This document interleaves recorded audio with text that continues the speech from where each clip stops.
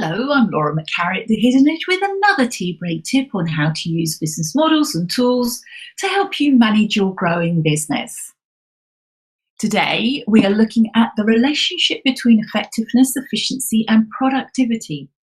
Really useful for recognizing how the two managerial paths interact with one another and how you measure success. So let's have a look at those two managerial paths. Managerial success is determined by low resource use, in other words, high efficiency, and high goal achievement, in other words, high effectiveness. Efficiency is about means and resources, and that is underpinned by the values of your business. They underpin the efficiency of what it is that you're trying to achieve. And it's the standards that you maintain that will efficiently keep waste to its lowest level. So in order to look at efficiency, we're looking at our business values. What do they stand for? And what are our standards? What do we want to maintain in order to ensure that we don't have a lot of waste in our business? Effectiveness is about the end results, the goals that we set for our business. And that's underpinned by our mission or our business purpose. And it's our objectives, our business goals that challenge effectiveness. That is what we get out of the business at the end of the session.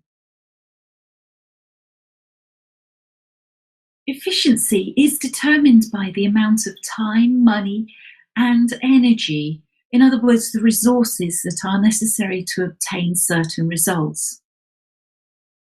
In order to meet our daily production quota, we commit energy and time and provide raw materials.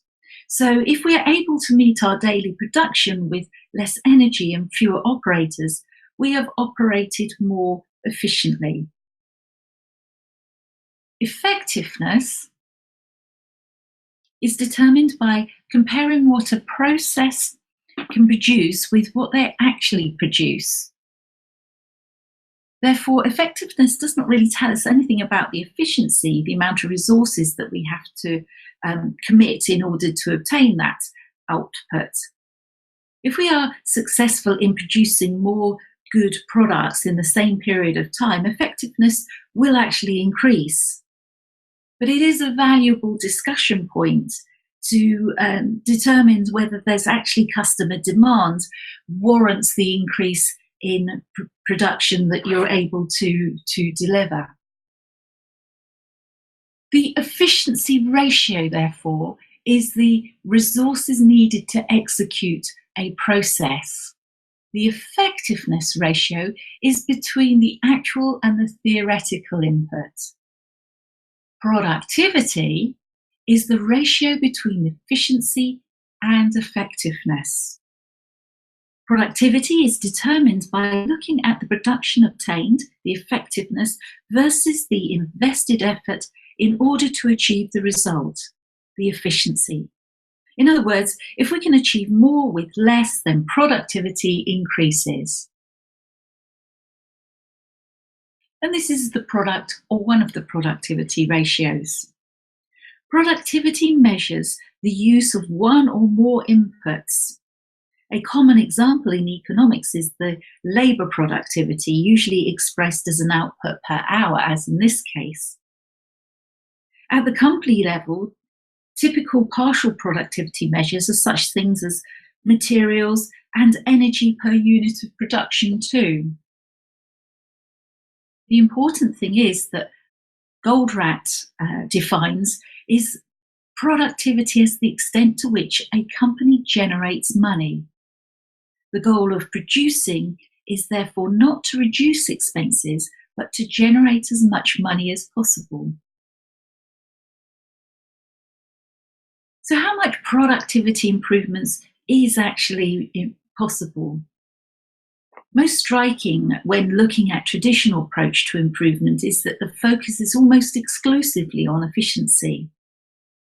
But how much room for improvement is still left at the efficiency side?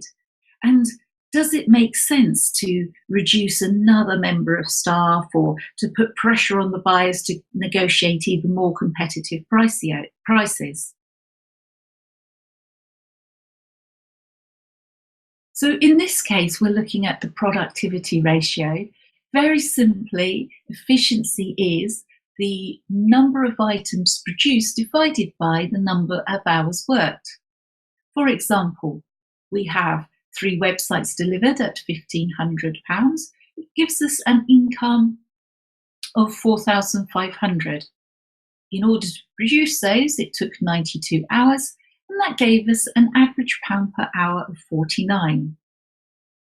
Now, £49 per hour means very little indeed unless you're comparing it to something else. So it may be that you compare it to last year to see if you're making more efficiencies on last year, or it may be that you measure it against industry benchmarks. The important thing is looking at whether the productivity ratio is improving, that you're producing more for the same number of hours worked, or maybe producing the same for less than the hours worked.